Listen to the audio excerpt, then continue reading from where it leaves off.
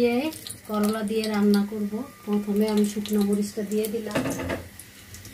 শুকনো মরিচটাকে আমি হালকা করে একটু ভেজে নেব। এখন দিয়ে দেব আমি গোটা জিরা,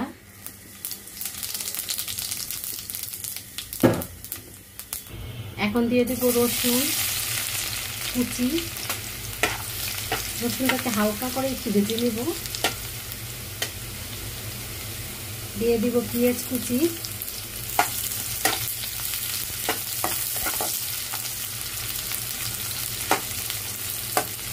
কালারের জন্য দিয়ে দিব হলুদের গুঁড়ো।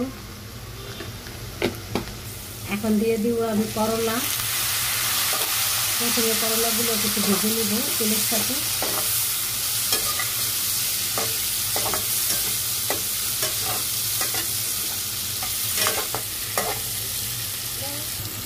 দিয়ে দিব লবণ স্বাদ মতন।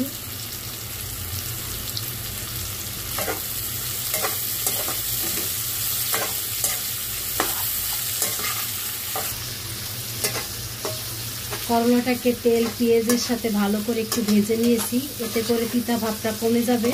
এখন আমি দিয়ে দিব মুসুরির ডাল, ধুয়ে রেখে দিয়েছিলাম। এই ডালটা আপনারা ইচ্ছা করলে মুগ ডাল দিয়েও রান্না করতে পারেন। আজকে আমি মুসুরির ডাল দিয়ে রান্না করতেছি।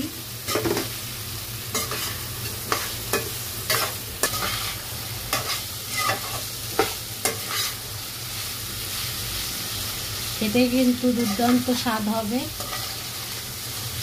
যারা করলা খেতে পছন্দ করেন তারা এভাবে মুসুরির ডাল দিয়ে ডাল রান্না করে খেয়ে দেখতে পারেন করলা দিয়ে।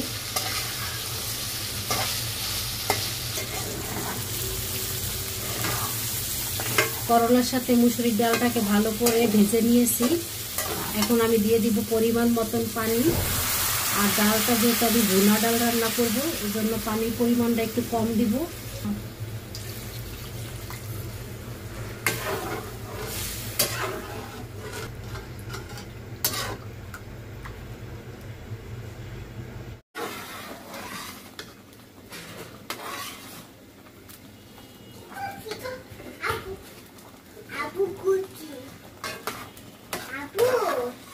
কাঁচামরিচ দিয়ে দিলাম।